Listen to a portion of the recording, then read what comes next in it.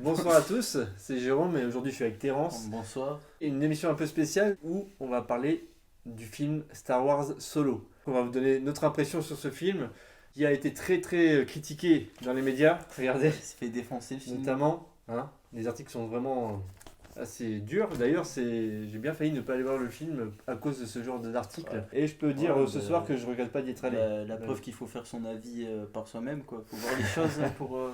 Voilà, une belle leçon de morale pour nous tous. Faut voir les choses. Hein. Ok, donc ce soir, ou ce matin, ça dépend à quelle heure tu regardes la vidéo, on va d'abord te faire une présentation sans spoiler. Voilà, sans spoiler, ça veut dire en gros que tu pourras regarder cette partie, même si tu veux découvrir le film.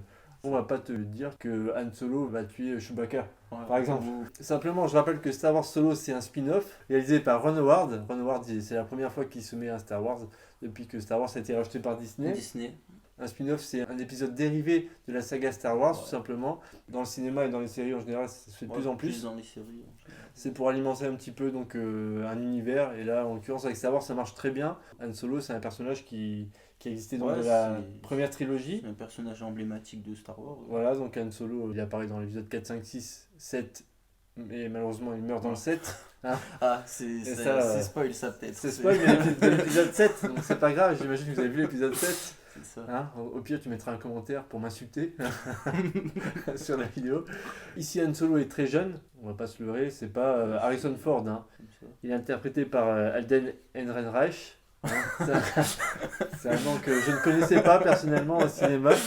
Donc aujourd'hui, on va te donner un avis objectif sur ce film. Mon avis personnel et celui de Terence. Donc ça ne tient qu'à nous-mêmes. Hein. Tu me diras, toi, ce que tu en penses de ton côté. Ça peut être de la merde pour toi ou ça peut être le meilleur film de tous les temps, il n'y a pas de souci. Hein. Moi j'accepte tous les commentaires. Hein. Moi je vais te dire clairement ce qui me plaît et ce qui me plaît pas dans ce film. Hein. Ouais. Je sais pas, genre langue de bois. Ça n'a aucun intérêt de faire une vidéo si on est langue de bois, ok? Donc première partie sans spoiler et deuxième partie on va spoiler un max. Là, on va tout balancer. On vous donnera notre avis sur les scènes qu'on a préférées, qu'on a aimées et ce qu'on n'a pas du tout aimé. Ouais.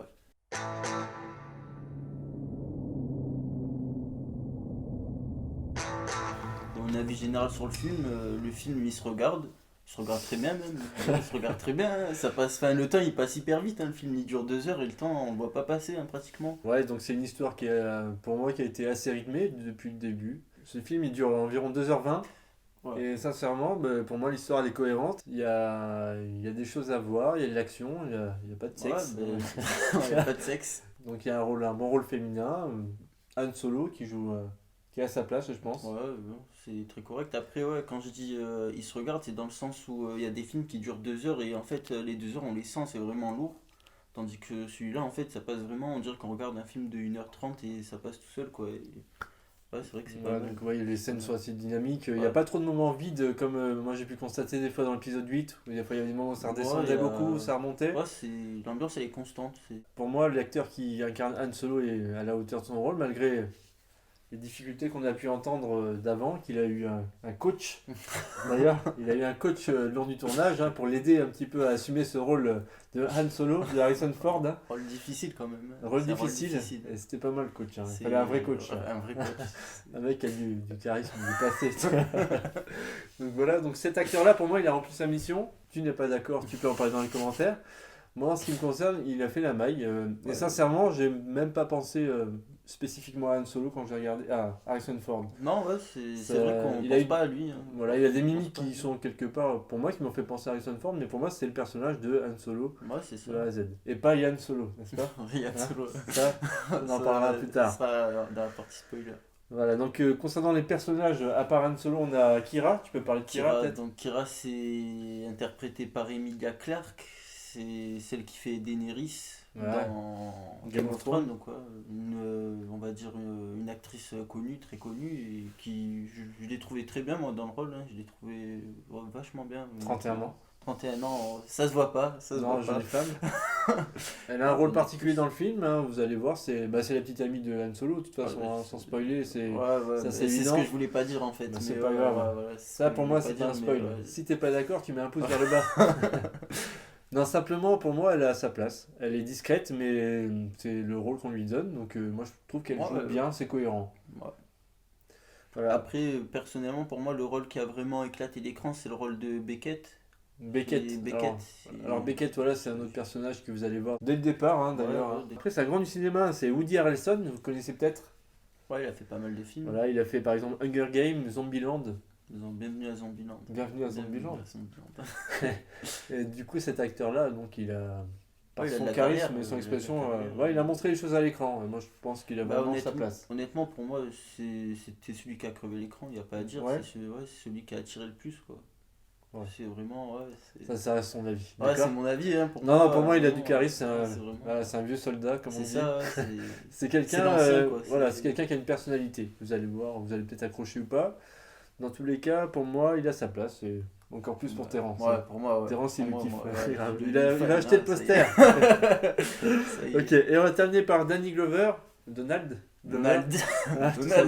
c'est Lando Calrissian. Vous savez, l'homme à la moustache, qui est principalement dans l'épisode 5 et 6 de la première trilogie. Il est tout à fait à sa place, hein. Il est vraiment à l'aise dans son rôle. C'est vraiment Lando Calrissian. Bon, même physiquement, il y a beaucoup de ressemblances. Il n'y a aucun problème par rapport à ça. Il a les mêmes genres de réactions. Il est cohérent par rapport à son personnage de la première trilogie. À chaque fois qu'il apparaît, il nous fait sourire tout simplement. Il est drôle. Vous allez voir, il est charismatique. Voilà. Il y a des robots aussi très très intéressants. Vous vous rappelez peut-être de Rogue One où il y avait un robot qui voulait jamais obéir là. Je sais même plus comment il s'appelle. Ouais, je m'en souviens plus. Ouais. je vais me faire ouais, c'est pas grave. Mais là aussi on a un robot, mais vous allez voir, on va pas trop en dire tout de suite. Hein. Mais c'est un robot qui a également beaucoup de personnalité. Ouais. Hein, et des émotions aussi. Voilà, émotion, personnalité. Vous allez voir que les robots sont un petit peu libérés depuis quelques temps. D'ailleurs, depuis l'épisode 7 où on voit BB-8 qui fait n'importe quoi, qui sort des petits briquets et tout ça. Et là, on a... c'est vrai qu'il des robots avec vraiment de l'émotion, un sens, quoi. Ils ont un but, ils ont un sens, ils ont des objectifs, quoi. Voilà, c'est K2SO, le robot dans Rogue One. C'est la régie qui vient de me le dire là. Merci. Non, j'avais un gros trou de mémoire, d'ailleurs je m'en excuse auprès des fans de K2. Ok, pour moi c'est pas un personnage, mais il y a également le Faucon Millennium, c'est le vaisseau de Han Solo. Enfin, c'est un vaisseau spatial qui appartient pas forcément à Han Solo au début. Hein. Attention, limite du spoil. Ouais, c'est un super. Vous allez voir, il a pris un sacré coup de jeune. Ce vaisseau, il est magnifique. Pour moi, c'est un hôtel, quoi. Il est super classe. Splendide le vaisseau. Propre. Une belle bête. Moi, ce que je voudrais, c'est parler de la musique réalisée par John Williams, comme d'habitude, le ténor de Star Wars. Hein. John Williams, il a un passé, il a commencé depuis l'épisode 4, il terminera à l'épisode 9 sa grande carrière, on va dire, de compositeur pour la saga Star Wars. Donc, John Williams, il a fait le job. Ouais, mais toujours, Star Wars, quoi, des bonnes musiques, toujours, quoi. Voilà, donc la musique, toujours un petit peu. Vous allez voir, il y a des thèmes qui reviennent, c'est super intéressant, il y a des moments assez épiques, moi j'adore. Il y a 2-3 moments que j'adore dans le film d'ailleurs. Ouais, j'en parlais tout à l'heure dans la partie spoil, la partie découverte totale. On peut se lâcher. Voilà. Et donc, ce qu'il faut savoir, c'est également un autre John, c'est John Powell qui a pris également, on va dire, qui a fait un peu le copilote là, dans le Faucon, par rapport à la musique. Vous allez voir, la musique par moment, on dirait qu'on est dans un autre film. Après, moi, il y a des femmes qui chantent à un moment. Ah oui. J'ai été surpris. Je croyais qu'il y avait une sirène dans le coin, mais non, il n'y avait pas de sirène. Vous allez voir, c'est pas mal. Ouais, mais après, moi personnellement, côté musique, j'étais tellement dans le film que la musique, des fois, je percutais même pas, quoi. J'étais vraiment à fond dedans et tout, et ouais, c'est vrai que des fois, la musique, j'ai pas fait gaffe. Ouais, je peux comprendre. Donc, voilà. Ok, je pense qu'elle est quand même de bonne qualité, n'est-ce pas? Oui. Moi, je pense que, moi, j'ai pas été déçu, en tout cas, par la musique. Et même par le film en général, hein, faut être honnête. Quand on voit les critiques de merde, là. Han Solo, c'est à l'envers. Pas si séduisant. Il est quand même un beau gosse. Il est beau gosse. Il est beau gosse. Attention messieurs, je ne mange pas de ce pain-là. Je dis, en gros, il est vraiment à sa place. Pour moi, même Chewie, hein, pour moi, le film, c'est une réussite. Voilà. Je vais vous dire vraiment ce que j'en pense. Pour moi, le film, c'est une réussite. Par rapport à tout ce que j'ai pu en entendre, c'est vraiment un film qui m'a plu. Parce que j'ai eu, malgré tout, des surprises. J'ai eu quelques émotions à un moment, hein. J'ai eu le ventre un petit peu serré, je ne peux pas en parler maintenant. Il y a des moments qui m'ont vraiment plu dans ce film. Je pensais vraiment pas qu'ils allaient me surprendre. Pour moi, c'était un film tout tiré de A à Z, de Han Solo qui prend son vaisseau, qui achète le Faucon Millennium, et puis il part et il fait ciao. Et il a gagné. Ah, c'est vrai qu'il y a pas mal de rebondissements. Dans l'histoire, il y a beaucoup de rebondissements, et c'est vrai que c'est bien ficelé tout ça. c'est très bien ficelé. Voilà, donc c'est... Et bon, après, il y a le duo Choubi et Anne qui marche. Chewie, Ouais, pas le Choubi. Ouais, c'est pareil. Excusez-le. Ouais, c'est pareil. Ouais, qui marche tout le temps, quoi. Qui marche Non, bien. ça va, il y a une bonne... voilà. Il y a pas mal, en fait, d'interactions entre plusieurs personnages, vous allez voir, que ce soit Lando avec Anne ou Kira. Vous allez voir, Kira, elle a quand même un rôle assez important dans l'histoire, celle qui dirige un petit peu tout, hein, vous allez voir. Les femmes, en général, ça dirige pas mal les hommes. Hein. C'est un message indirect. C'est pas faux. Niveau plan, niveau enchaînement, pour moi, c'est sublime. Il y a des images incroyables, il y a des décors extraordinaires. J'exagère pas, j'ai vraiment trouvé ça super beau. On est vraiment dans l'ambiance. En fait, on est vraiment plongé depuis le départ dans un film qui concerne Han Solo. C'est pas comme un FPS, mais presque. Ça ouvre une nouvelle brèche dans Star Wars, pour moi, un nouvel univers sympa à explorer et des choses assez innovantes où on se rend compte que Han Solo, ben, il a sa propre histoire, qu'il a grandi, on ne connaît pas son enfance, mais on voit déjà qu'il a connu pas mal de choses avant l'épisode 4, notamment où il rencontre Luke Skywalker sur Tatooine. On est vraiment dans le tunnel de la vie de Han Solo. Il y a plein d'ouvertures à droite et à gauche. C'est pas un nouveau monde. Il y a plein de liens avec les trilogies qui existent déjà. D'ailleurs, il y en a bien plus qu'on ne croit. Je t'invite vraiment à bien retenir ce que je viens de dire. Il y a beaucoup de liens et super intéressant, contrairement à ce que j'ai pu lire. Voilà. Ça reste notre avis. Enfin, mon avis en tout cas. Non, ouais, Voilà. Pour moi, ça reste un bon film Star Wars.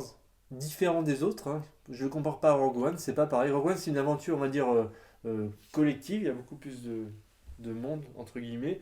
Là, pour moi, c'est plutôt une horde. Ils sont 4-5, ils partent à l'aventure. Et il y a plein de choses qui se passent. Moi, je le vois comme ça. Et d'un point de vue échelle, le focus est vraiment intéressant.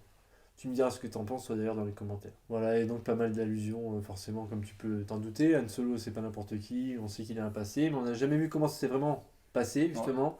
Ouais. Et là, on apprend beaucoup de choses, et peut-être des fois un tout petit peu trop de choses, qui sont peut-être un petit peu inutiles. Mais ça reste un détail pour moi, parce que c'est vraiment des choses qui durent quelques secondes. Hein. C'est pas, on s'arrête pas une demi-heure sur le... Ouais, ça dure pas 10 minutes, voilà. Scène bien lourde. Voilà, en gros, on sait pourquoi il s'appelle Han Solo, on sait...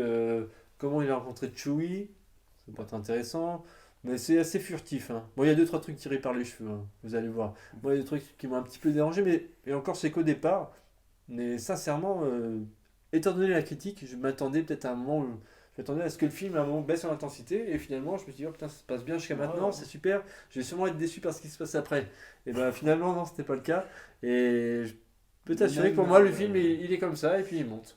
Et jusqu'à la fin. Même au niveau de la fin du film, hein, on pense que ça va se finir vite fait voilà. Comme ça et tout bâclé, mais non, franchement, non, c'est propre, la fin, elle est bien menée. Et d'ailleurs, il y a même de l'humour. Hein. Dans Star Wars, souvent, on aurait pu se dire c'est peut-être un petit peu différent, mais le personnage de Lando apporte de l'humour, mais pas seulement, vous allez voir, il y a d'autres personnages qui apportent de l'humour, mais pas seulement des êtres vivants, hein. Vous allez voir, il y a un peu de tout. Ouais. Non, c'est vraiment intéressant, hein. Et moi, pour moi, c'est même niveau humour, c'est à la hauteur de ce que j'attendais. Voilà. Donc je pense qu'on peut conclure cette partie sans spoiler. Ouais, ben... hein. Donc si toi, tu ne veux pas connaître la suite, je t'invite tout de suite à partir. Hein.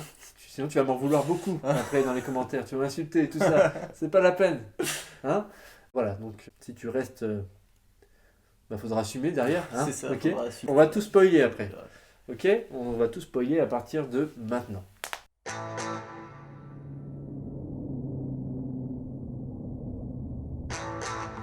Nous revoilà pour la partie avec spoiler. Donc là, on va se lâcher, on va tout dire. Hein. C'est ça. Et on va commencer par le titre pour moi. On a commencé sur un titre solo. Pour moi, le titre, il était vraiment bien, sympa. Moi, je m'attendais encore à... Parce que je sais pas si tu te souviens, au départ, les écritures bleues, ça devient un petit peu bizarre. Ça devient un petit peu simpliste. On aurait dit qu'il y a un petit garçon qui a raconté une histoire. C'était assez étrange. Hein. Et je me suis attendu à un petit générique Star Wars, avec un défilé jaune comme d'habitude qui descend bien, là, avec un petit scrolling sur une planète. Mais non. Ouais, par contre, on a eu directement une scène d'action rapide. On est rentré directement dans le vif du sujet. Je sais pas ce que tu en as pensé, cette première scène d'action. Ouais, la scène d'action, elle nous embarque directement dans l'histoire. Quoi. Ouais, voilà, on est directement plongé dans l'histoire, ça nous fait pas attendre. Hein. Voilà, donc c'est Han et Kira qui sont dans leur vaisseau. Hein. C'est une course-poursuite en gros. Hein. Han Solo et Kira sont entre guillemets recherchés, évadés, et ils doivent s'enfuir. Ouais, ils s'enfuient. Je pense que d'abord on va vous dire ce qu'on n'a pas aimé dans le film, ou ce qu'on a aimé un peu moins. Moi j'ai trouvé personnellement que la première rencontre entre Han Solo et Chewie a été un petit peu étrange. Pour moi, c'était un petit peu tiré par les cheveux, sachant que Au départ, ils sont vraiment ennemis, d'un seul coup, ils deviennent potes, quoi. Alors qu'ils arrivent. Alors, Han Solo, vous allez voir, c'est un petit peu ridicule, même. Il parle le Chewie. Ouais, il parle le Et il Wookiee. arrive à communiquer en genre. En fait, Un truc ouais, assez chelou. Moi, ça m'a un c'est- petit peu embêté, ça. Enfin, c'est détail, comme, quoi. c'est comme si ouais, t'es français, t'as vécu en France toute ta vie, et tout d'un coup il y a un chinois qui vient et tac, tu parles chinois. Ouais, mais c'est un petit peu comme dans l'épisode 8, c'est un petit peu épisode 7 où n'importe quoi. t'as Rey qui parle directement à BB-8 en langage Ouais. robot, là, qui comprend. Ça, c'est des trucs que. Bon, on n'a pas besoin de tout comprendre, hein, mais là, ça paraît un petit peu tiré par les cheveux. Vous allez voir, c'est presque un peu ridicule. Alors qu'il était quasiment entre la vie et la mort. Et je peux vous dire qu'il s'est fait déglinguer par Chewie comme il faut, quoi. Il s'est fait exploser, il aurait dû casser la colonne vertébrale 3 ou 4 fois. C'était super violent, c'était vraiment bien tourné. Il se relèverait pas normalement. Voilà, donc pour moi, ça a été un petit peu incohérent ce passage-là, mais c'est vraiment anecdotique. C'est pas ça qui va gâcher mon film, hein. Mais simplement, je pense que ça a été tourné d'une façon un petit peu trop habituelle au cinéma. C'est qu'on veut tout de suite régler un problème. D'un seul coup, voilà, il s'est passé une chose. Donc on trouve tout de suite la solution. Ça a été bâclé. S'il se passe jamais. Ouais, Bah ouais, je pense qu'ils auraient dû tourner ça un petit peu autrement. Ou alors il aurait peut-être. Bah, tes souhaits. Il aurait fallu un épisode de plus pour expliquer ça. Ouais, bon. C'est vrai que c'est dommage de bâcler ça, quoi. C'est la rencontre de vraiment deux amis. Et c'est le départ de gros amis. amitié. Bon, après, dans le film, ils sont pas forcément proches, Han Solo et Chewie, mais ils sont quand même complices. Hein. Ils sont complices. On va dire qu'ils se quittent plus après s'être rencontrés. Ouais. Hein. C'est ça. On va parler de la relation maintenant entre Han Solo et son premier boss, là, hein. Le gars que t'aimes bien, là. Beckett. Ouais, c'est une relation. C'est un petit peu une relation père-fils, quoi. C'est la petite relation du mentor et du disciple, quoi. Et là, on peut dire que Han Solo, il a pris pour exemple cette personne. Beckett, C'est Beckett dans le film, c'est Woody, hein, Woody Harrelson. Woody. Un très bon acteur, charismatique, un vieux soldat, comme j'aime bien dire. Parce que bah, voilà, vous allez voir, il a un peu la grosse mèche, il fait un petit peu le gars qui boite. Là. Ouais, c'est un petit peu. Il a du charisme, il a sa place, il a son rôle. Et Han Solo en point modèle. C'est ça, mentor. Et quelque part, il veut partir à l'aventure avec lui, quoi. Au départ, notre ami Woody, bah, il a toute une horde avec lui, il a plein de potes, mais malheureusement. Il a sa femme Val et Rio, le mec qui a plein de bras là.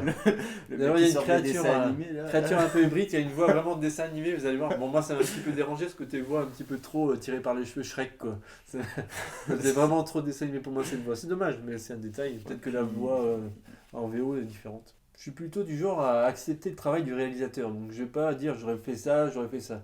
Moi, je suis avec plaisir ce qu'a fait le réalisateur, Ron Howard en l'occurrence, car je respecte son travail en quelque sorte, et même si je suis peut-être d'avis différent, parce que je sais très bien que à la base il y avait quand même tout ce qui est livre, donc il y avait une super histoire. Bon, d'ailleurs, j'en ai lu une partie, d'ailleurs j'ai même lu 3 livres, je crois, mais ça fait bien longtemps. Et simplement, forcément, il y a des fans qui veulent se retrouver dans les livres qu'ils ont lus, et comme on dit à l'image, ben, ça rend pas pareil.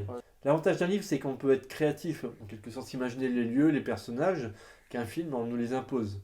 Et là, par rapport à cette aventure-là, moi je me suis un peu déconnecté de tout ça, et j'ai accepté le travail de Ron Howard et de son équipe, qui m'a totalement plu au niveau esthétique et personnage. Je reconnais que pour moi, c'est une réussite. Côté négatif, qu'est-ce qui t'a pas plu, toi, dans ce film? Sois franc, hein, faut... Ouais, non, mais franchement, moi... On va la casser, sa carrière, à Ron.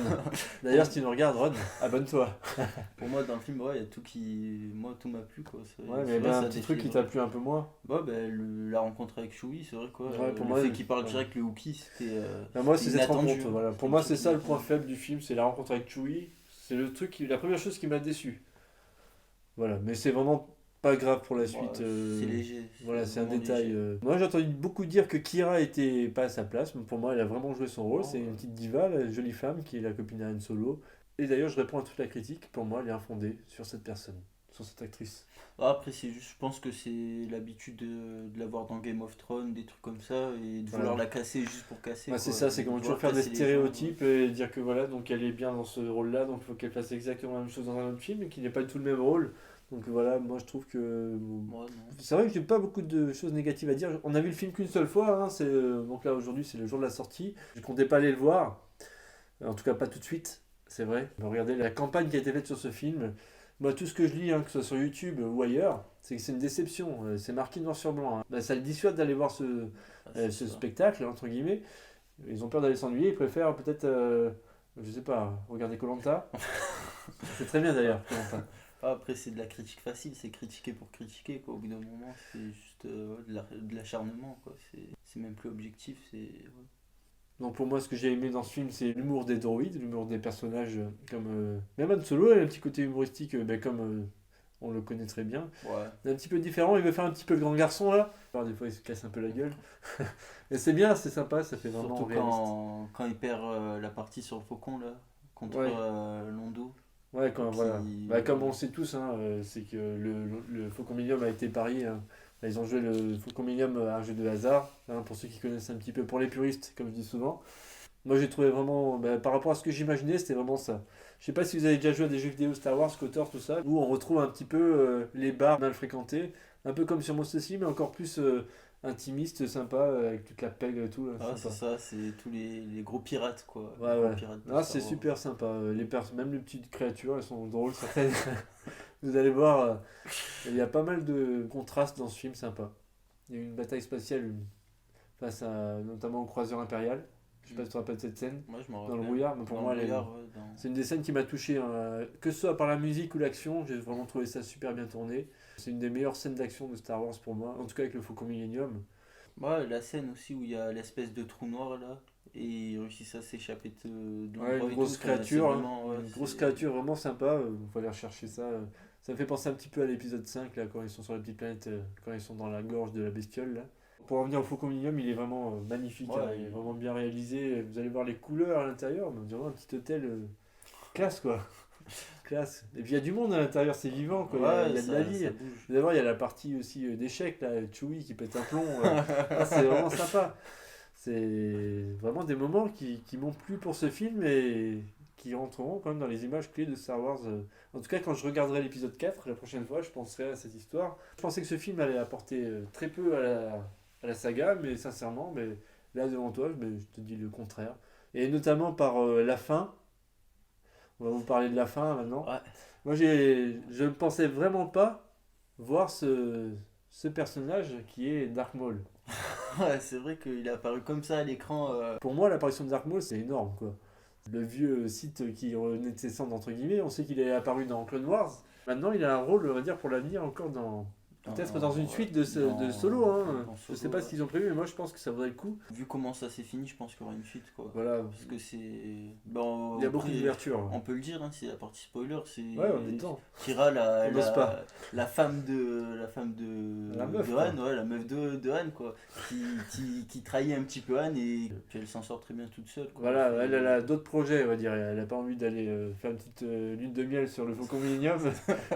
Elle son a délire. d'autres projets, avec notamment Dark Maul, qui est impressionnant d'ailleurs, qu'un nouveau sabre laser, toujours à double sens.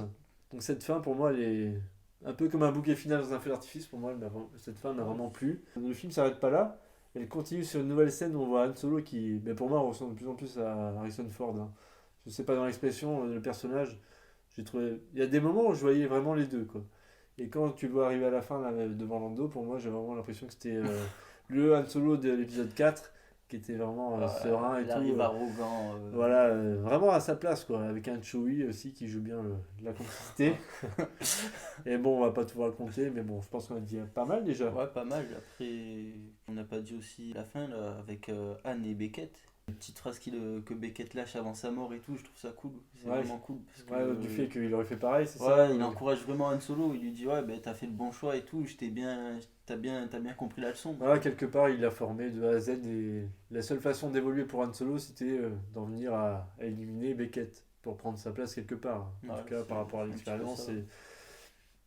Ce qui va faire grandir forcément le personnage dans un futur épisode, si jamais ils en font un deuxième, et Ça, ce ce serait que je cool. souhaite de tout cœur ce soir, ce qui n'était pas forcément le cas avant de visionner ce film. Hein. Mais là, sincèrement, j'ai envie d'en savoir plus. J'ai envie d'explorer un peu plus cet épisode solo. Voilà. Écoutez, j'espère que cette vidéo vous a plu. Qu'est-ce qu'on pourrait rajouter? T'as d'autres choses à ajouter peut-être? Juste le petit. Le comment popcorn, dire t'es Non, bon le popcorn était excellent, mais Solo, pourquoi il s'appelle Solo? Je trouve que c'est un petit peu vite fait, quoi. Ah, on va revenir Ouais, un petit peu ouais, sur les petites choses qui ont été éclaircies un peu vite. Pourquoi solo? ouais, Parce mais qu'il était t'es tout seul, quoi. ouais. Donc, c'était peut-être juste une petite allusion, mais en tout cas, ça lui a permis de s'inscrire dans l'Empire, quoi. C'est Hein, ça. il a Ouais, rempli mais son je trouve que formulaire. ça a été vite fait, quoi. T'es seul, bon, bah, Alors, on t'appelle Solo. Ah, mais après, c'est un militaire qui lui a dit ça. Pas forcément malin, quoi, tu vois. Le mec, t'es tout seul, tu vas t'appeler solo. Et puis Han Solo, ouais, il a qu'une chose à faire, c'est dire ok, pas de soucis. Et quelque part, ça lui a porté bonheur parce qu'il a réussi à rentrer dans l'Empire. Et... Oui, après, c'est voilà, on a fait un petit retour en arrière sur le film, mais c'est vrai, il y a des petites je choses viens des d'y fois. penser, On n'en pense pas à tout, mais il y aura certainement plein d'autres choses auxquelles j'ai pensé avant et que j'ai oublié. Mais bon, voilà. Dans tous les cas, moi, si je voudrais connaître ton expérience concernant ce film, ton ressenti, n'hésite pas donc dans les commentaires à me dire vraiment ce que tu as apprécié dans ce film. Je suis sûr et certain qu'il y a des gens qui ne l'ont pas aimé. Pour moi, ce film il a quand même du caractère et c'est pas un film qui plaira à tout le monde, on est d'accord. Et ça fait du bien de voir un Star Wars qui est un peu une ligne directrice par rapport à cet aventurier qui est Han Solo. D'ailleurs, pour moi, il m'a fait penser un petit peu à Indiana Jones au début, le petit jeune un petit peu impétueux là, qui veut faire le malin et qui prend une petite raclée, quoi. Donc pour moi, ce film était vraiment sympa et vraiment une très bonne surprise, contrairement à tout ce que j'ai pu entendre. Donc je t'invite vivement à aller le voir si tu n'y es pas allé, de me laisser un maximum de commentaires sur ce que tu as pensé. Hein. Même si tu n'as pas aimé, j'aimerais savoir pourquoi, ça peut nous intéresser. C'est toujours sympa d'avoir ton ressenti. Ça va être un petit pouce bleu. Ouais. Hein, je suis toujours timide quand je demande ça. Un petit pouce bleu par rapport au travail qui a été effectué. Bon, ça c'est toi qui vois. En tout cas, moi ça m'a fait vraiment plaisir d'effectuer ce type de vidéo. Si jamais ça t'a plu, fais-le moi savoir, on en fera d'autres par rapport à d'autres films. Pourquoi pas, Terrence, ça te plaît des avis dans les commentaires de films que certaines personnes voudraient nous voir parler. Ouais, voilà, donc n'hésitez pas à vous manifester. Moi je trouve ça sympa, une bonne expérience, donc tu me diras ce que tu en penses. Et puis on se dit à très bientôt pour une prochaine vidéo. Pense à faire des pompes et prépare-toi pour la prochaine séance. Ça va pas être la même. Hein ok, allez, ciao, ciao, à bientôt.